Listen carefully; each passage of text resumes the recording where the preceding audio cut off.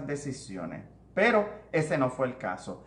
Mire, pero mientras todo esto ocurre, el viernes hubo una decisión bien importante en el Tribunal Supremo de Puerto Rico respecto a el margen de investigación que tiene el panel del fiscal especial independiente respecto a personas privadas. Para hablar sobre este asunto, me encuentro en línea telefónica precisamente con el licenciado José Enrico Valenzuela Alvarado, quien estuvo atento a esta decisión de nuevo, que es sumamente importante porque, como ustedes saben, ahora mismo el FEI está investigando a varios funcionarios, pero también a personas privadas vinculadas a todos los escándalos que han habido de corrupción en el país. Saludos, José Enrico.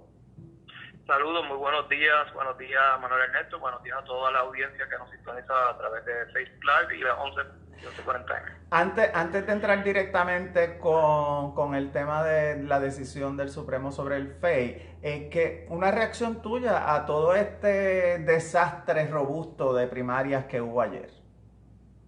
Bueno, pues en efecto, quiero pensar de que la ineficiencia de lo que ocurrió ayer fue más intencional que otra cosa, porque se me hace difícil entender de que haya gente tan incapaz y que a la misma vez estén en esa comisión estatal de elecciones, que es lo poco que nos queda de creer en una democracia, porque de eso se cimenta cualquier sociedad. Y yo quisiera pensar de que todo esto fue una señal intencional por parte de alguien de detener esos camiones. Obviamente quien se beneficia de esto pues son los que están atrás, y a la vez también se benefician los que están en el poder, porque al tú paralizar y seguir alargando las cosas, la gente se desmotiva, claro, y no van a votar. Entonces esa es la preocupación más grande, razón por la cual también exhorto a la gente a que no se amilanen, a que sepan que tienen un derecho al voto, a que estén pendientes hoy en la tarde a ver qué se va a determinar por los tribunales, que al final del día será el Tribunal Supremo quien decida, a ver si en efecto se puede ya terminar con esto, ya sea mañana o el miércoles, de manera que los colegios que estén pendientes puedan abrir y las personas puedan salir a ejercer su derecho al voto. Mientras más rápido se haga esa determinación, mejor. Así que también exhorto a los tribunales a que se pongan las pilas y decidan esto, porque mientras más tiempo pasa, más incertidumbre se crea y más desconfianza hay en el sistema. Precisamente hay dos recursos radicados, uno del candidato del PNP Pedro Pierluisi para que se cuenten los votos emitidos ayer, y un pleito que lleva la ACLU en representación de una electora que no pudo ejercer su derecho al voto. ¿Cuál de esos dos casos tú crees que vaya a tener más peso? Yo creo que se deben consolidar ambos. Okay. Y elevarlo al Tribunal Supremo. Vi un recurso interjurisdiccional que presentó la representación de Pedro Pierluisi para que el Tribunal Supremo acoja esto vía excepción y lo determine de una vez y por todas. Yo creo que como está el tiempo corriendo, lo más sabio es que el Tribunal Supremo intervenga y acoja todos los recursos y los consolide. Okay. Y haga una vista a través de teleconferencia o videoconferencia, y que la acceda todo el que quiera verla, para que tengamos una certeza de que este sistema está funcionando.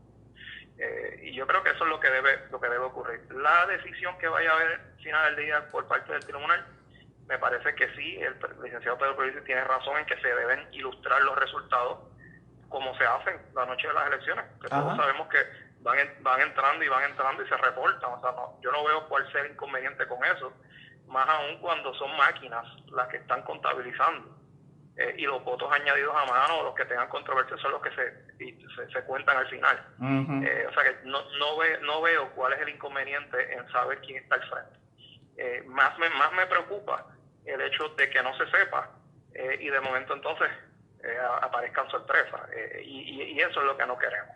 En cuanto a la cuestión del derecho al voto de la ciudadana, también tiene obviamente razón, porque tú estás también corriéndote riesgo de que otra persona vaya a votar en la primaria que no le corresponde, o que esa persona que no votó no pueda entonces ir a votar. porque le cerraron el colegio. Y eso es bien, eso situación es sumamente seria.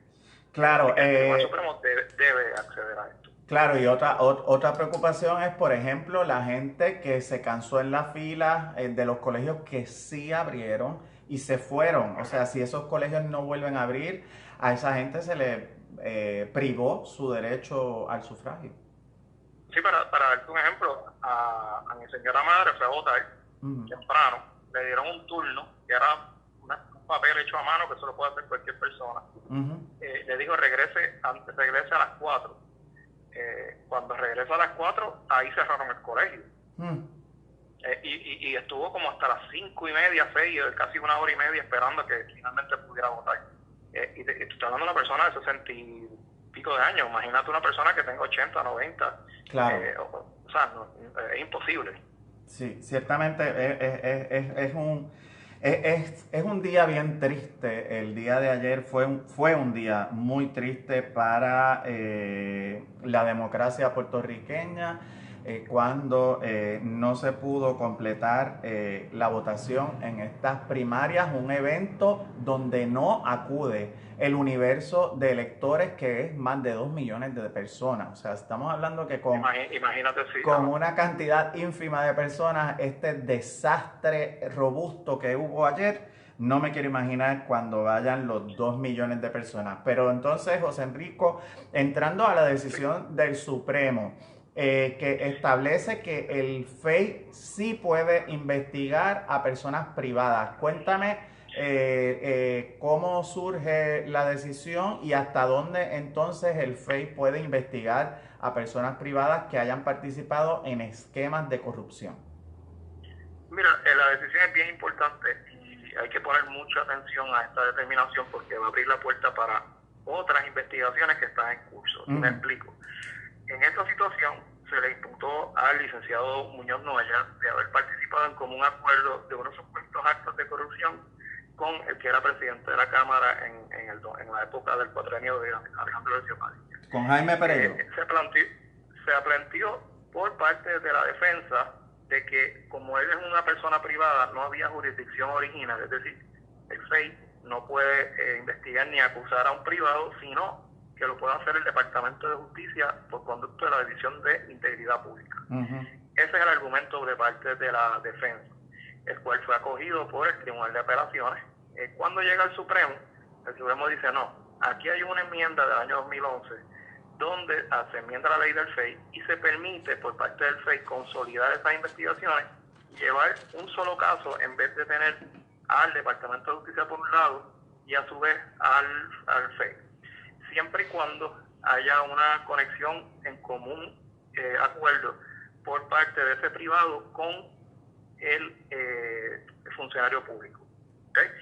Esto se trae también porque muchos de estos personas no son empleados del funcionario público, son contratistas, muchos de ellos trabajan, tienen sus oficinas privadas, tienen un contrato como de asesoría y entonces pues no se libraban de esa acusación y solamente se le imputaba al funcionario público. Ahora, con esta determinación, queda establecido por el Supremo de que es constitucional, es decir, que se puede hacer lo que la ley dice, de que el FEI sí puede intervenir con privados y siempre y cuando haya una especie de conspiración, es decir, que hay una participación directa de ese funcionario público con ese privado para entonces delinquir.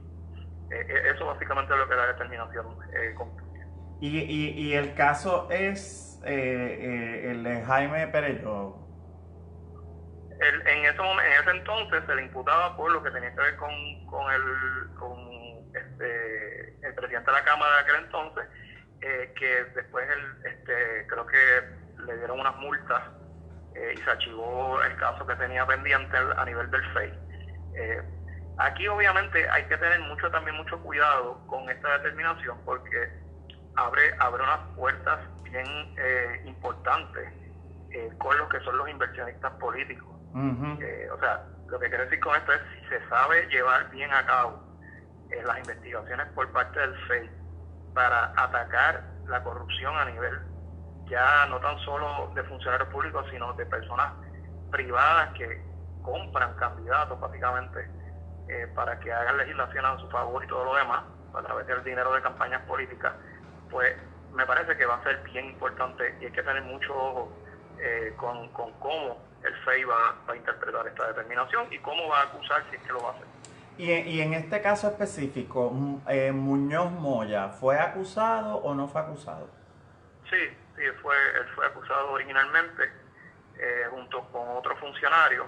Creo que esto fue para el año 2015, 2016, no tengo claro el dato. Pero el caso obviamente llegó hasta el Tribunal Supremo y por eso es que estamos en el 2020 y ahora es que vemos la decisión. ¿Y en qué etapa entonces estaría? O sea, una vez se devuelve se devuelve a primera instancia con las instrucciones del Supremo para que se proceda como cualquier caso penal, criminal, en contra de cualquier persona, en este caso privado. Y lo estaría llevando el FEI. Exactamente. En vez de llevarlo al Departamento de Justicia, como anteriormente se hacía por la División de Integridad Pública, ahora entonces es el FEI quien lo va a ver. ¿Y esa enmienda a la ley del FEI fue en qué año me dijiste? 2011. 2011. Sí. O sea que sepan aquellos, sepan aquellos personas privadas que están ¿verdad? en campañas políticas y están ayudando a candidatos, que tengan mucho cuidado con esta cuestión de lo que tiene que ver con las donaciones y con las cuestiones de contratación y todo lo demás, porque van a estar ahora pendientes por el FEI. Volviendo un momento al tema de la primaria, bendito, finalmente tu mamá, si no pudo votar, ¿piensa ir a votar el próximo domingo? No, ya ella en efecto pudo votar. Pudo votar, ok. Lo que pasa es que la dejaron esperando, pero no se fue de allí por voluntad propia hasta que ejerció su derecho al voto. Pero sí, conozco otras personas que en este colegio no fueron a votar, o fueron y los enviaron para su casa y cuando regresaron ya no tenían espacio para votar. Así que a todas esas personas estén bien pendientes porque tienen su derecho al voto y hay que garantizarlo. José Enrico, la otra vez que tú estuviste participando en este programa también hablamos de estos candidatos a jueces y juezas. Después se aclaró que no es que han sido ya nombrados en propiedad, sino que han pedido ser jueces o juezas en la judicatura. Ahí estaba Wandimar Burgos, estaba la hija de Mayita, estaba el secretario... Sí, pero hay que aclarar, esa lista salió de Fortaleza. Ok. Y yo te aseguro a ti, Manuel Ernesto, que si yo someto los documentos, mi nombre no va a salir en esa lista. No sé si me explico. O sea, esa lista pasó por un crisol de alguien en Fortaleza que le dio el aval por parte de la gobernadora para que se publicara en el periódico. Así que esto no son nominaciones como tal, formales, porque no se han sometido al Senado. Lo que hizo fue que se hizo un edicto, pero ese edicto, para tú llegar ahí, tienes que pasar por un proceso que ellos internos tienen ahí, nada más ellos saben cuál es. Y lo peor de todo es que lo sacan un lunes y la primaria fue el domingo. ¿Ok? Así que yo no creo en casualidades. Aquí alguien quiso amarrar unos votos y puso esas personas ahí. Muchos de ellos son bien capaces, porque los conozco y he trabajado con algunos de ellos. Otros no sé, no tengo idea quiénes son. Y hay otros que sí sé quiénes son, pero es porque son familiares o hijos de políticos.